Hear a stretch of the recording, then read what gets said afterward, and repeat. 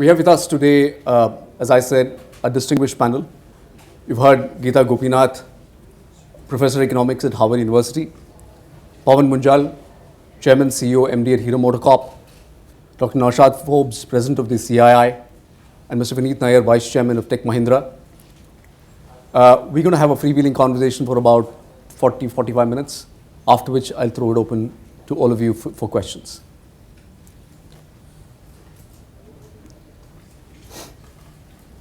Yep.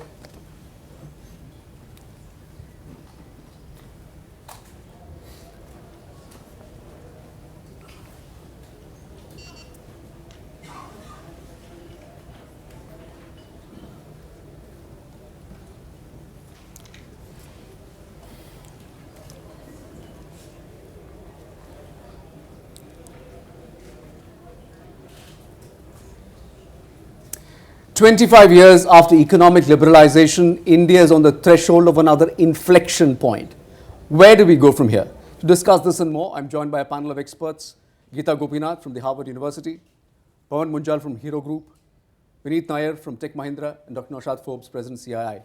Many thanks indeed for joining us, all of you.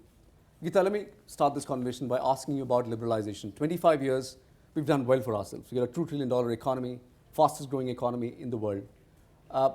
What do you think is the next big idea that can sustain this level of growth for the next 20?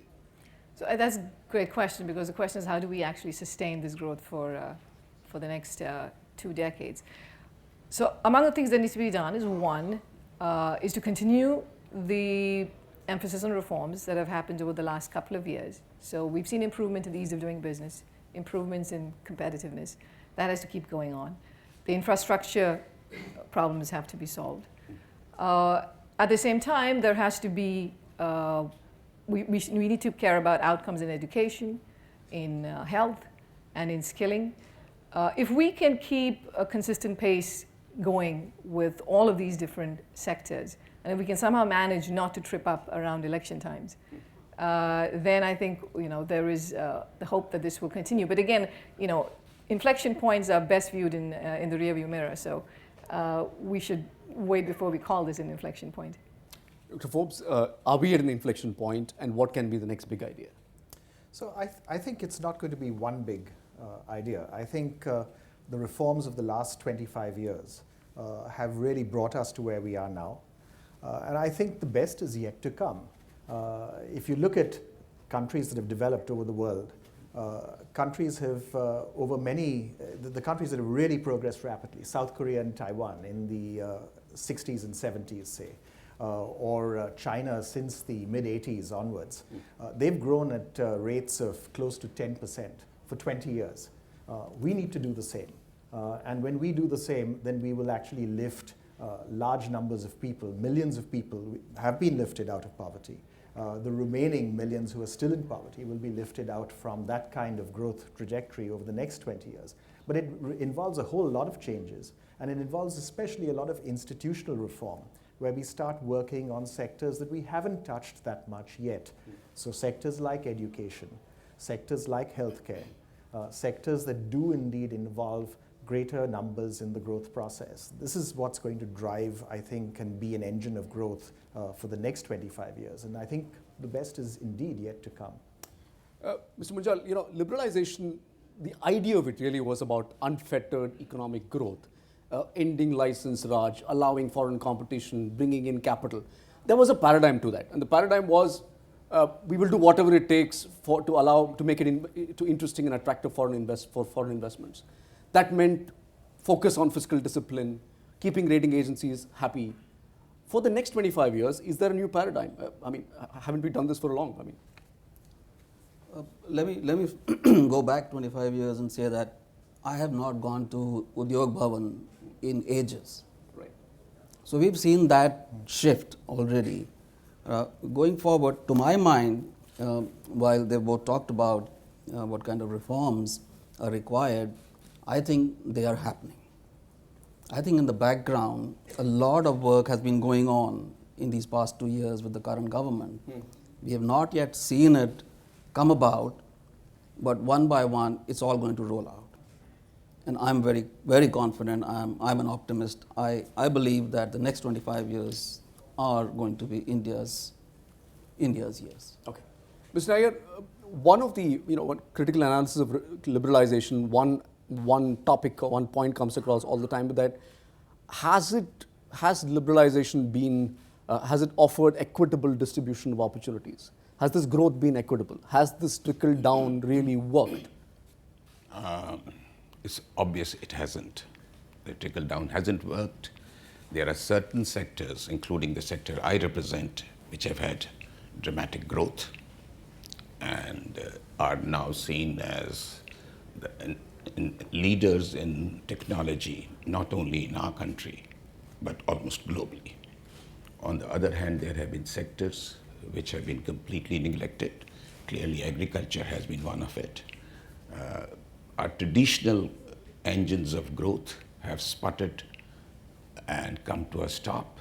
Take, for example, textiles and garments. We are now in a situation where Bangladesh, which is half the size of West Bengal, exports twice as much of garments as we do. Have we asked ourselves the question, what has happened? Mr. Munjal is very optimistic, as I should be, because both his industry and our industry have done well. But the fact is, we are an exception rather than a rule. The growth has been patchy.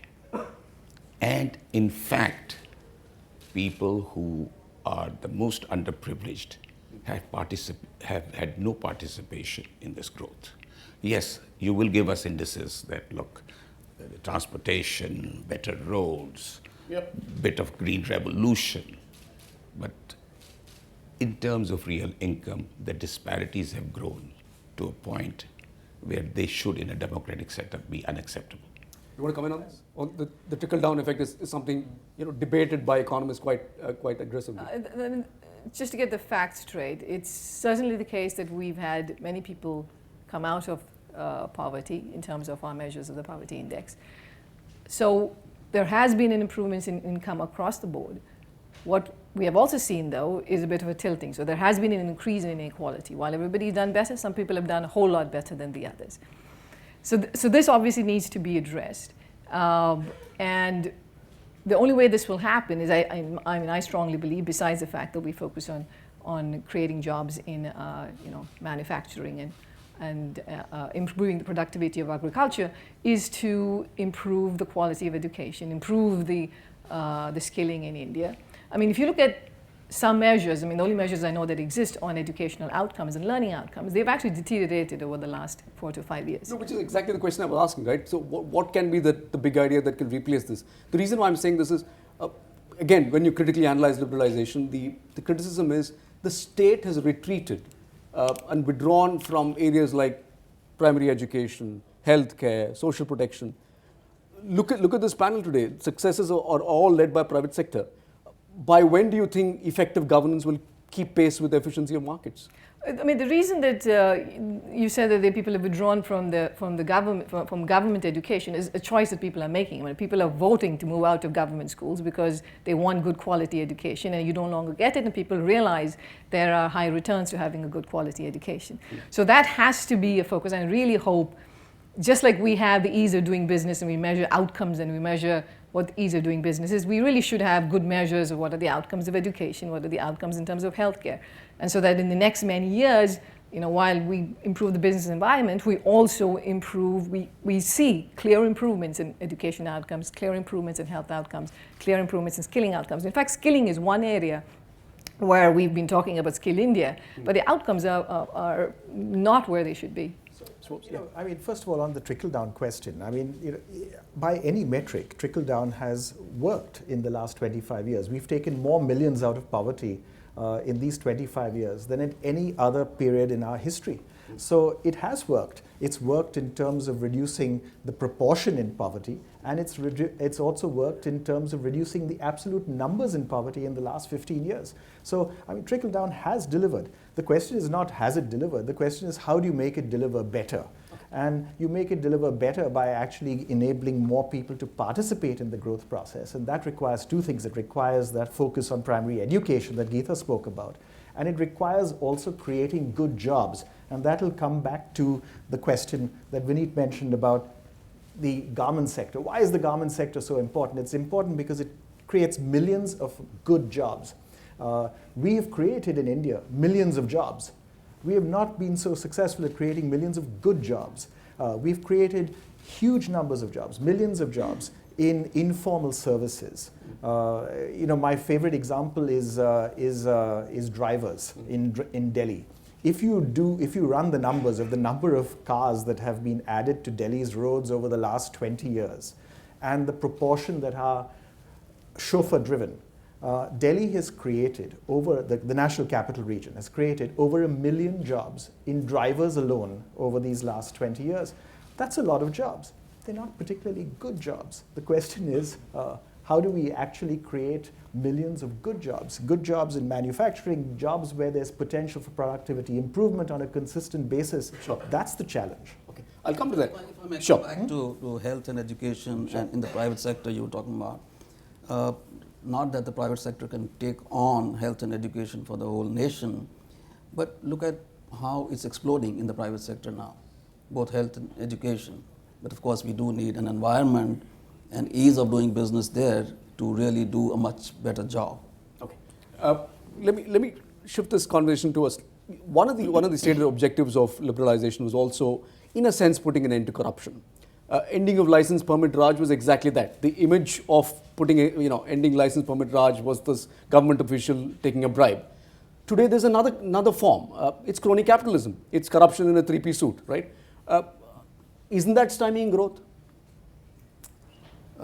It's hampering growth, for sure, but we've seen corruption go out of, the big time corruption really go out of at least a lot of the senior positions, senior levels. Of course, down the line, as we go down the line, it's not vanished. It's still there, and it is hampering growth. The understated part of this conversation is that what has really come down is governance. Governance has come down. Why is education not good enough? In fact, it's pathetic. I mean, we are somewhere, you take your choice between second and third worst country in the world when it comes to education. It is not that we are not spending enough money. Huge sums of money are being spent under right to education and otherwise. Sure. But our schools, government schools, municipal schools, their management has become hugely poor. There's corruption, which we try to put under the carpet. The actual teachers who are getting significantly decent salaries are not teaching. They're subcontracting. Add to that the fact that when the exams come, how do you show your performance? You allow cheating. So these are the understated facts. Why is private sector coming into education? Essentially to fill a vacuum. But private education also is not great at places. I think I am possibly from one of the older generation. I have studied all my life in government schools in remote areas of Punjab and Haryana. It used to be very well executed. It's gone. Right. So that is an issue. How are we going to change it? That is the tougher question. Let me also turn this discussion to another aspect. Geeta, we've seen from an agrarian economy in the last 10 years, India's largely been a services-led economy. In the next 20, will services continue to lead it? What do you think is going to be the greater contributor? No, in terms of numbers, services will remain a big driver. I mean, that's just how economies evolve, and that's how India will be. But that doesn't mean that there is no room for improvement in agriculture. There has to be big improvements in productivity. It's still very much the case that agriculture, most of the employment is still in agriculture. The number of bodies working in agriculture is disproportionately high relative to their contribution to growth. So there has to be a way to move those people into other better paying jobs. And so, it is services is a big part of the Indian economy now. Manufacturing, kind of more high-tech manufacturing, maybe. I'm a big believer in textiles, and the fact that textiles can be a source of big employment for people moving out of agriculture. But services is a big player. Mr. Munjal, agriculture, as Geeta points out, is the biggest employer. And it's an important market for automobile companies. Does it worry you that people are not farming anymore? I mean, the primary sector is declining, the contribution is declining. How concerned are you about it? Yeah, I'm concerned because 50% of our sales are in the rural sector, in small towns and rural sector.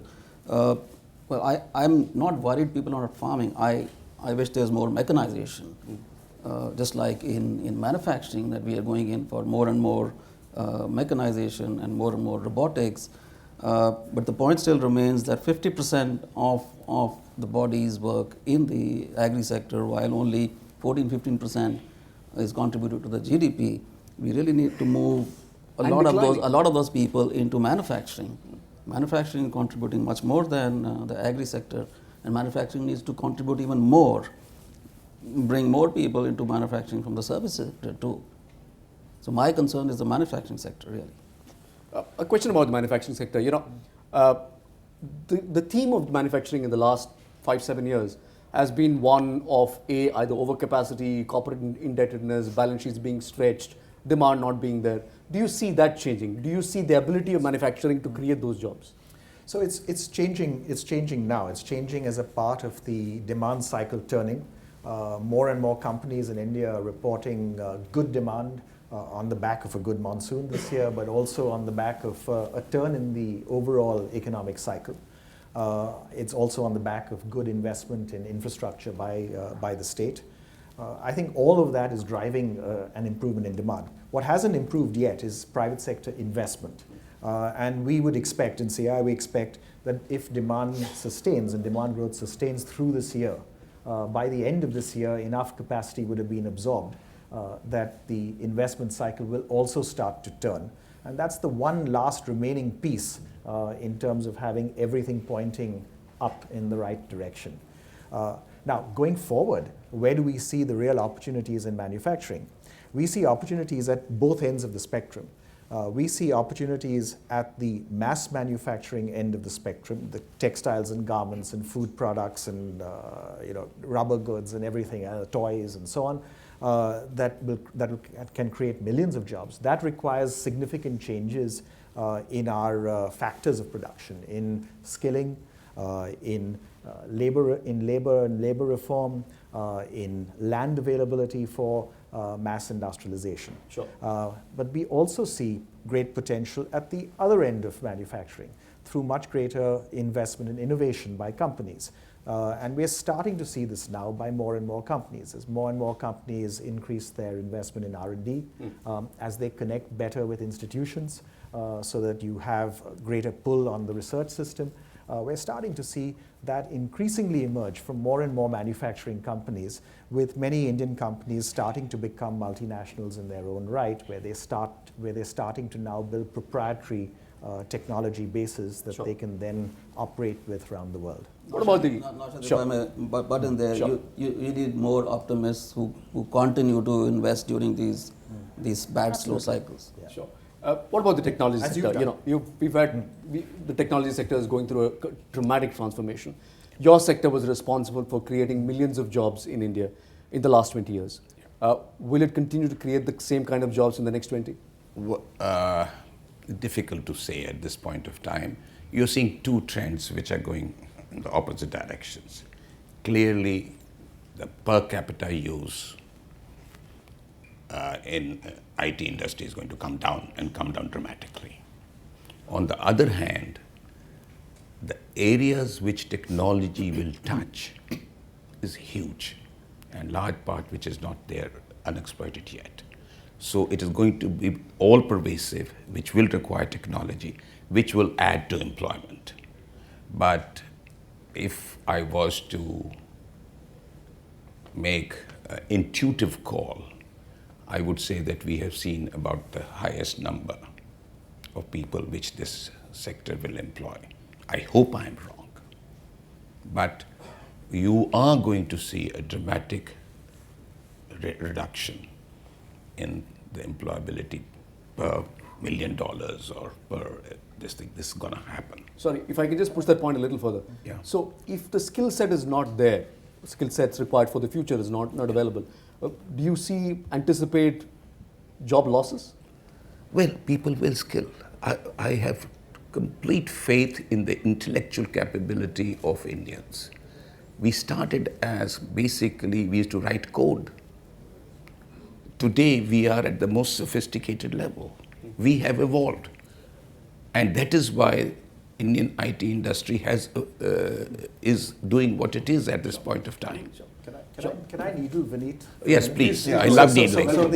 Which is, if you take the top 10 IT companies, the top 10 software companies in India, invest 1% of turnover in R&D. The top 10 IT software companies in China invest 11% of turnover in R&D, right? There's a huge gap there. If you look at the software companies in India, they all say, look, we're software services businesses, right? But where is the actual technology investments taking place in the sector? It's taking place in startups, right? And I don't see it yet adequately taking place from the major software companies. And I think when the major software companies start investing in R&D and start connecting with the startup companies that are also investing in R&D in a very substantial way, I think we can actually reach a new paradigm of 20-year growth for the software sector, including in employment. Yeah, you have a point here, and I think all of us are learning lessons. All of us are now funding startups. The nature of startup is such that we don't want it to be drowned in the huge, humongous size of our companies. I mean, for example, we employ more than 100,000 people who are actual engineers. We don't want that to be drowned in that. So that is happening. Perhaps we didn't do it voluntarily, but we see if we do not move in that direction, we see extinction. And everyone wants to preserve himself or herself. I'm going to shift the focus of this conversation to interest rates and inflation. That's another important debate if you're analyzing the economy. We have seen a new RBI governor, a new monetary policy committee coming in evaluating interest rates. Is the trend for the next 5 going to be about declining rates and declining inflation? I think I'm going to wait until the minutes of the Monetary Policy Committee come out to make sure that I can use that to predict what's going to happen over the next several years. It's not completely guaranteed for the following reasons. One, because one of the reasons that the RBI was able to cut rates is because inflation is behaving itself. But if commodity prices start going up, that's not an impossible scenario. It's not going to go back up to where it was before, but even if the trend is that there's an increase, then that feeds very quickly into inflation. The weather still plays a very important role in India. Food inflation, which the RBI has very little control over, has an effect on its headline numbers. So there is no reason to at this point think that there is a clear downward trajectory in interest rates. We are discussing the possibility of a rate cut when the world is discussing negative rates. Do you see this sustaining, this debate sustaining, and would India continue to receive the kind of capital flows that it has in the last 5 years? If there are raising rates? Yes.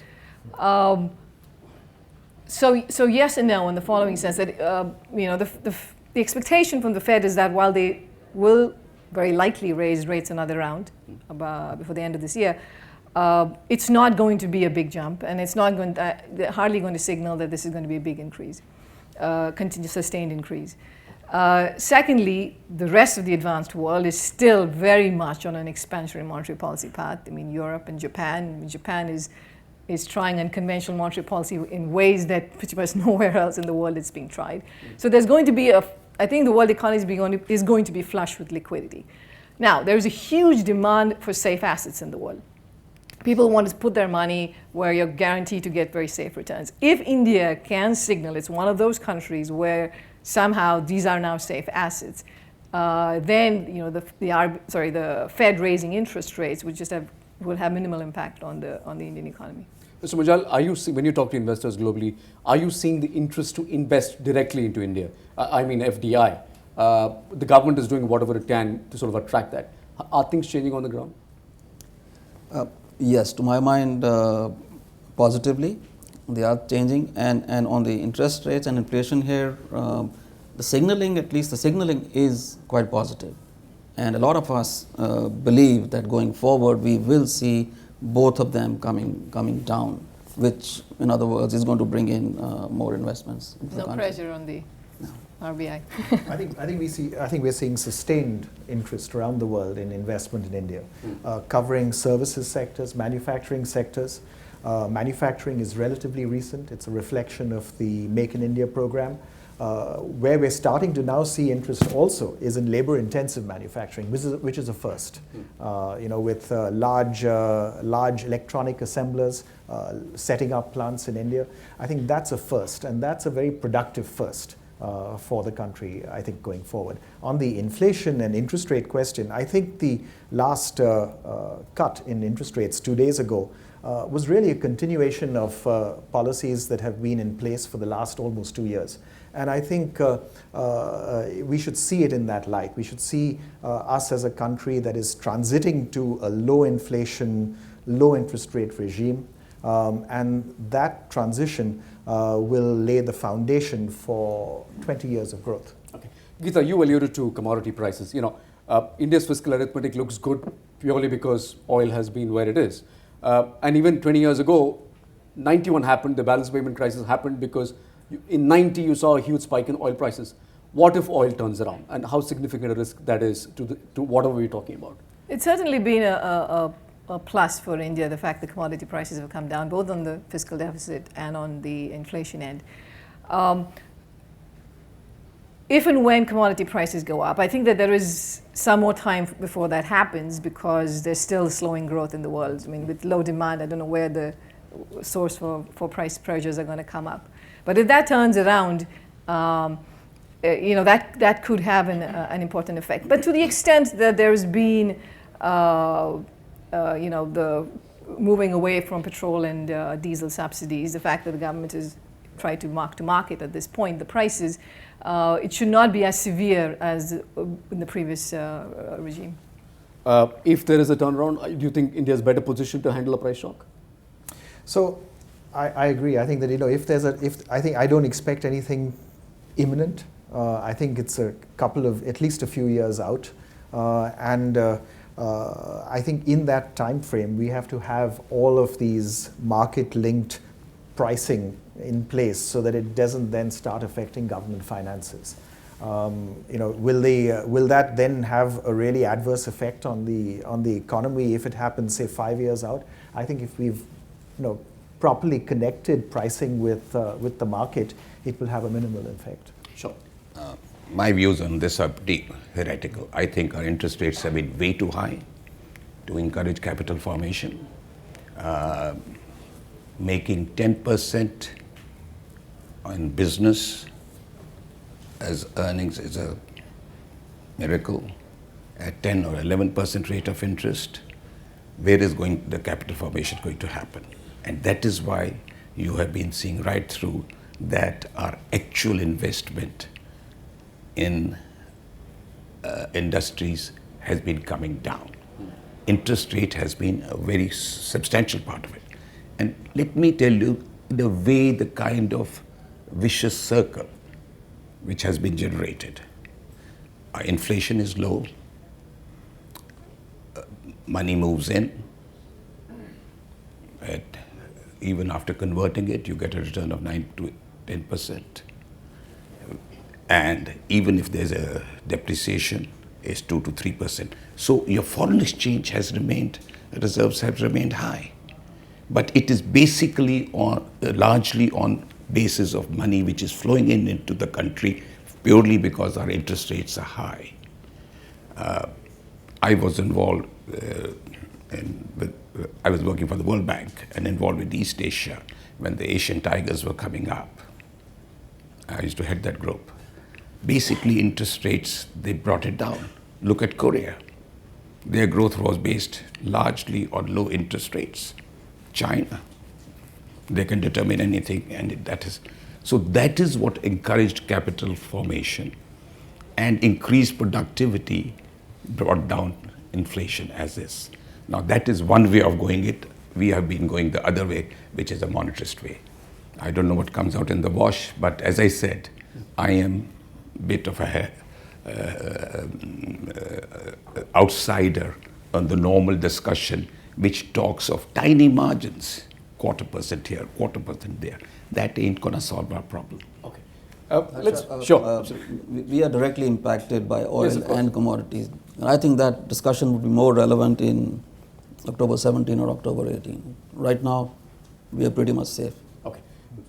Not worried. Okay. From now to, let's say, the end of the tenure of this government, what can be the government's priorities? GST is done. Do you think the government will take land and labor reforms head on? I wish they would. Again, for industry, for manufacturing, both are very, very important. And right now, both are hindrances. For expansion, it's so difficult to get land. For expanding again your manufacturing, your capacities, labor is extremely. Whatever mechanization we do, we still have very large numbers employed. There are lots of issues, all of us have. So these two are very, very important, and I wish all of us in CII can push for those with the government. Do you see the government taking on labor Land reforms labor? as an issue? So I think the government's position on land and labor reforms is clear.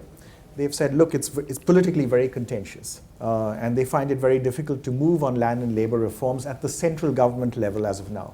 But what they've said very clearly is that, look, we're encouraging the states to move on land and labor reforms. There are now 6 states that have moved on the labor reform side. There are 3 states that have moved on the land reform side, some quite fundamentally in their changes. And I think the expectation is that there should be about 10 states in the country that move significantly on labor reforms, 10 states that move significantly on land reforms. And if you have that, you're pretty well done, because then you could either say, we will recognize this centrally, or you could simply say, well, okay, all the investment is going to go to those 10 states, and you're still done. So I think that's really the approach the government's taken. I think it's a perfectly effective approach. Okay. Geeta, we're going to have a budget in about a couple of months' time. What do you think should be the priority for this budget? I'm asking in the context of, the government has gone ahead and, done away with the railway budget. There is a view that perhaps we should shake a few things up. Would that change priorities? I don't think that changes priorities. I still think a good budget is one that signals fiscal discipline, that signals transparency, continuity, that there's not going to be any surprise taxes that retroactively take place. Those would have to be still the main goals of any budget.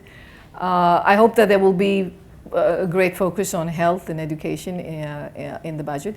I mean, the GST is a big game changer, so I think at least in the near future, there is some uncertainty about what's going to happen to the central fiscal deficit, because with the center guaranteeing revenues to the states for some period of time, they are taking on all of the risks. So it would be interesting to see how that plays out.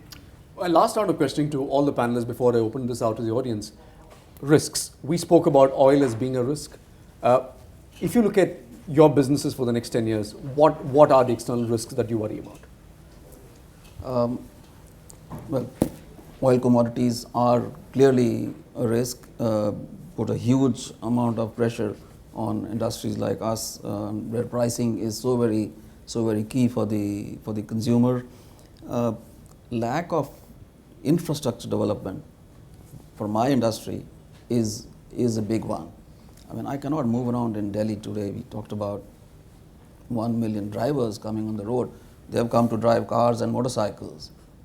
It takes half my day on the road getting from one place to the other, which is not very productive.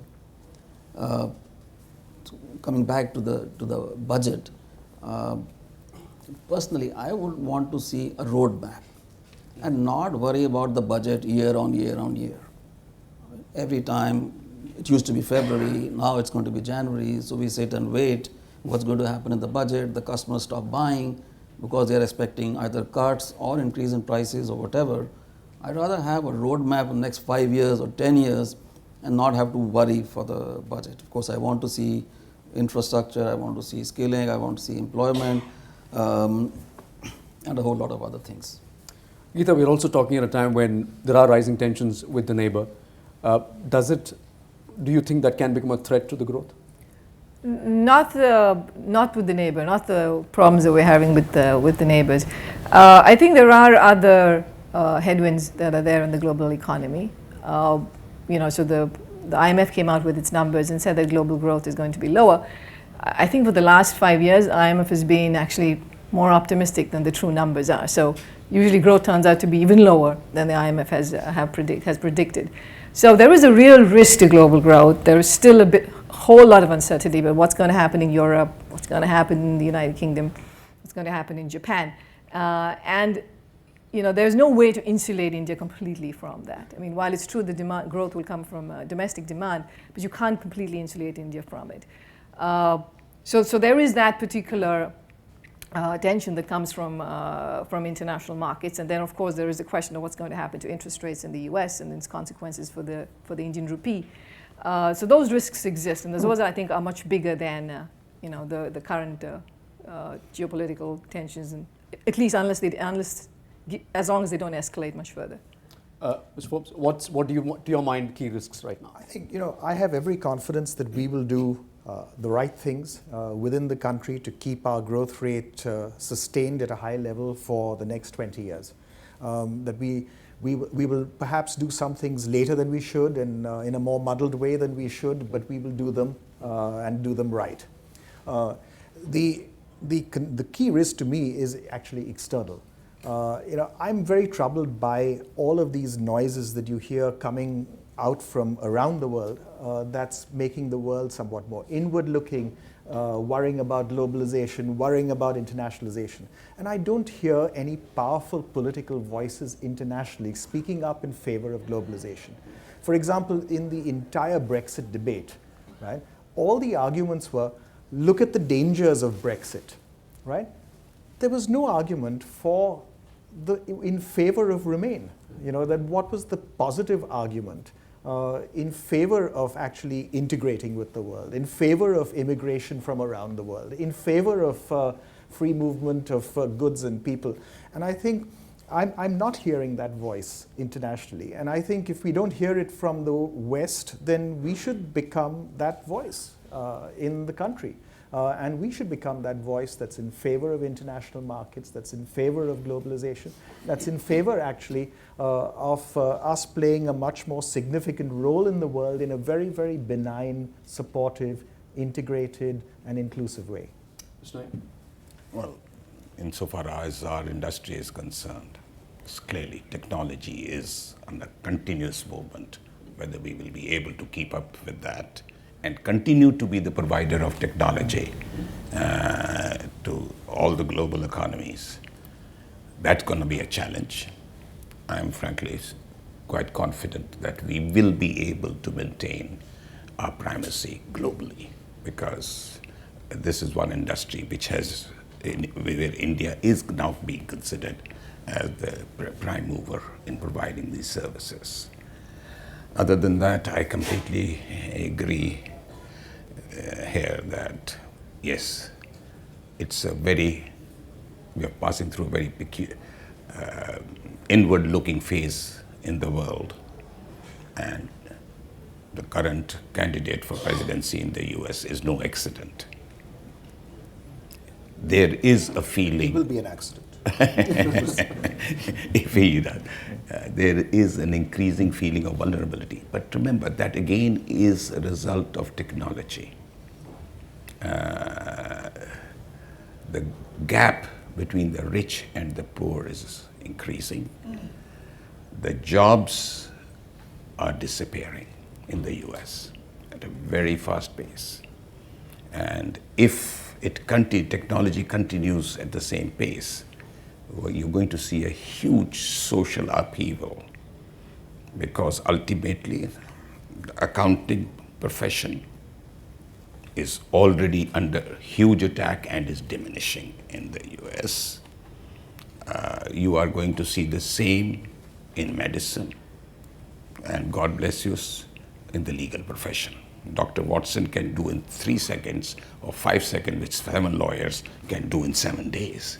So you are going to see the middle class jobs going away. I mean, that's the blacker side of technology. And that is already happening. I don't know how it will evolve over a period of time. Add to that the fact that longevity of life is increasing. So the productive and the non-productive segments will see a huge distortion. And the quality of life of what we want to do will disappear. Every human being wants to feel useful. Will I feel useful serving hamburgers in McDonald's is the issue. On that ominous note, can I open this out to the audience? I'd see far fewer lawyers in the world as great progress. Yeah, that's right. As I said, God bless us. Can you just pass the mic? I think it's a very interesting debate. I'm from La Eco, Atul Jain. I just have one observation, which is I'm seeing for the last 20, 25 years, a lot of agrarian society is moving to a lot of digital society, which is what is happening. We seem to have leapfrogged what should have been a very natural step to go manufacturing and moving towards a big, large SME and large bases.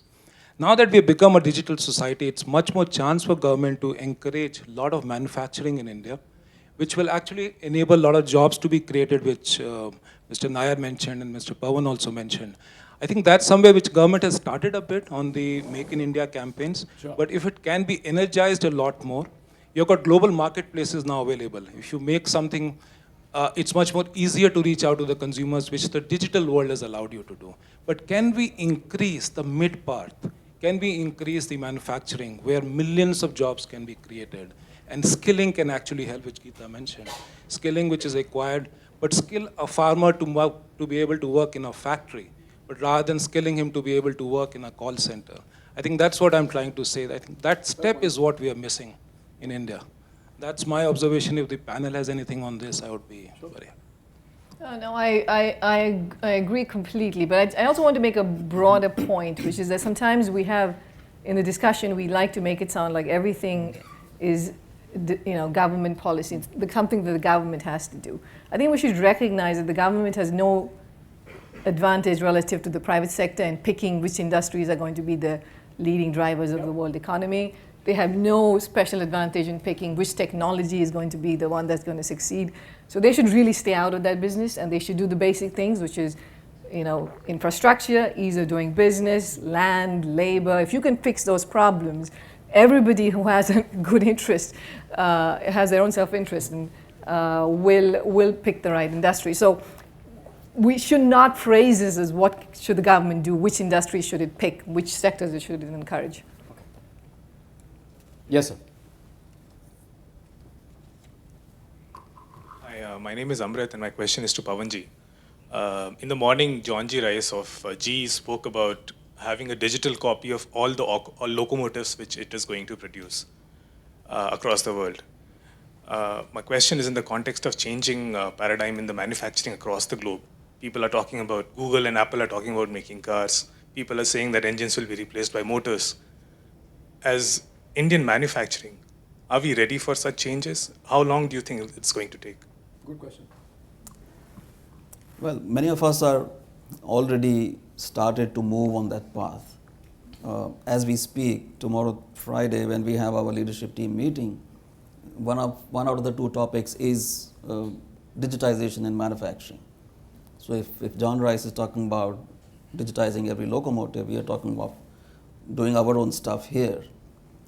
We have taken the first steps, and the way a lot of us are in Indian industry, Indian manufacturing, I think it won't take us too long to get there, whatever the Googles and the Apples are doing. But, just a follow-up question. That is more coming from the part of financials. I mean, you can go out and buy technologies and stuff which is available. But as far as the skills are concerned, are you happy? Are you content with what you've got available in the market? Well, we've all been talking about skilling. There's a huge gap in skilling, but again, it's not up to just Skill India, not just up to the government organization to be able to scale. It's we who have to put our own efforts, our own investments into skilling, and some of us are doing that. even before we set up our manufacturing, we first set up our gurukuls to start skilling people who are going to work in our factories. So I wish many more corporates start doing that, and we'll be skilling people sooner than later. Yes, sir. Yeah, hi, my name is R. Suresh. I'm from the executive search industry. My observation over the last 2.5 decades, where the reforms have set the pace in India, is finally wherever there are good things, like airports have, whatever said and done, improved. Yep. The power sector, many places the power is now wheeled to the grid. The roads and highways have come in some measure. The underlying phenomena or the model has been the public-private partnership. I'm not saying it's worked 9 on 10, but it's certainly worked. Wherever private sector is working with government regulation and given a concession for operating an asset for a few years and transfer, that seems to be working. Now, that model needs to be applied to wherever we are ailing, particularly in urban infrastructure. Now, my question to the panel is, you know, the urban services, be it water, be it air quality, be it sewage, be it anything, public education, health, government has to go off. Whatever be the government's great governance and achievement lately, but that's where, you know, entrepreneurial quality of India has to come. My question is to the panel, can it not be legislated like that, or is there some thinking where bureaucracy has failed. Let's admit the service quality of our urban life is so poor. Yeah, I know. I can go on, and we all know that. All of us have examples of how we lead our lives. If I can just paraphrase, you're basically saying the state should exit, and the private partner. sector, or state should be regulated. State should partner. Yeah. You know, the state has a very legitimate role to play in different sectors of the economy, but it should focus on those sectors. So it does have a role to play in primary education. It does have a role to play, if you ask me, even in higher education in certain sectors. For example, in the liberal arts and social sciences, which would otherwise tend to be somewhat underfunded, right? So it has a role to play in those sectors. It has no role to play in airlines. It has no role to play in hotels. It has no role to play in a bunch of sectors where the state, by legacy, has been active in our country and where it should be inactive. It should exit those areas. Now, we've approached this by letting private companies come in, either whether Indian companies, foreign companies, it doesn't matter, right? And be active in those sectors and essentially replace the public sector provider of the hotel room or the airline seat. And that's fine. That's a little bit of a fudge of a solution, but it works. And that's sort of how we've approached it. Yeah, but the postscript is that this government has not talked of privatization at all. Yeah. I mean, it's a huge source of funds. Neither did the previous one. And it is going to give you a quantum jump in efficiency. But nobody's talking about it, and that's a legitimate question. Why? if I can just take off from what you said, and Geeta, perhaps you can answer this. What about areas where the private sector will not step in because it's not profitable and there's no money, and where the state has to be there? How can this? No, primary healthcare. How many primary healthcare centers in this country are run by private sector? But there's always a modus, there's always a commercial model. Those get discovered. Okay, but I think that's a No, I think there is an optimal mix. I think it's very clear that India probably is too much where the public sector exists and shouldn't be in. But there is, obviously in matters of defense, in matters of public roads and infrastructure, certain roads and infrastructure, in terms of primary health care, primary education, there is an important role to play. But I mean, I agree with also the point that the government's role to a big extent has to be regulatory, which is allow players to come in, but make sure that certain standards are met. We may have time for just one last question. Yes, sir, please. My name is Kumar. Just a question. We of course heard always about socialism, capitalism. Now we say, are we capitalists, are we socialists? What is the role of the government in terms of, we had mixed economy in between, as a way to go. So the question about what government has to do, malnutrition, population, health problems, pollution, there's a lot of things that needs to be solved for equality of opportunities for all. So what is really the government's role as it's getting redefined now? Is it capitalistic, socialistic, mixed economy? Where is it going? Do these labels matter? No, they don't matter at all. The idea is to get the job done, whatever it is. We talk about pollution. People like us have to take the onus. Now we are setting up green factories. We are investing huge sums of money. You talked of no private sector coming into primary healthcare, etc., because there's no profit. There's no profit for me in setting up green factories. So we have to do it, whether it's capitalism or socialism. The onus is on us. Many years ago, Deng Xiaoping was asked, how he squared what he was doing with being a communist, and he said, who cares what color the cat is as long as it catches mice. Okay. One last question. Anyone on this side? Okay. Yes, sir. No, we are hearing a lot of good things from the morning. If you could take the mic, please. Thank you. Since the morning, we are hearing very good things. The top leadership is good. Reforms are coming. Direction is right. Confidence has happened, and so on and so forth. I believe the biggest bottleneck is the executive, the bureaucracy. In all that we have been talking about, I think bureaucracy has not changed, according to me. Bureaucracy has still remained slow, inefficient, unwilling to change its mindset. And that, I believe, is going to be the biggest challenge in whatever we do in terms of reforms, in terms of progress. Thank you. I'm not sure I buy that. It's Pawan mentioned that he doesn't have to go to Udyog Bhavan now. I'm one of those private sector fellows who's never gone to Udyog Bhavan, right? And I've only been going there as a part of my CI role this year. And I have to say that one of the things that has impressed me has actually been the quality, and impressed me very pleasantly, has been, I think, the quality of our senior bureaucrats. I think they're committed, they're knowledgeable, they know what needs to be done in many ministries, right? And so I think it's an issue of actually finding those right roles for the state and ensuring that we focus our management bandwidth, whatever it is, on those right roles. And do not end up dissipating our efforts on a whole range of different things that are less important and less relevant for the state to play a role in. And I think we're moving in that direction as a country, and some of it is happening by design, some of it is happening because the private sector simply comes in and essentially eclipses a public sector provider.